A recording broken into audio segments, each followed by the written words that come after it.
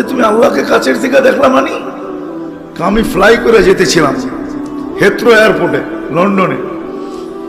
আমার এক কাহিনী মনে উঠছে, আমি এক পাইলটকে চিনি। তো আমি কথায় কথায় ওকে জিজ্ঞেস করছিলাম যে তুমি পাইলট, এত বড় শিক্ষিত, তুমি ডাবল টাকার চালাও, বড় বড় ফ্লাইট চালাও, দূর দূর যাও, তুমি এরকম হলে কি করে?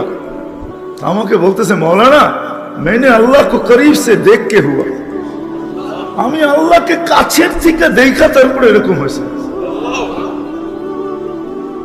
আমি বললাম যে তুমি আল্লাহকে কাছের থেকে দেখলা মানি?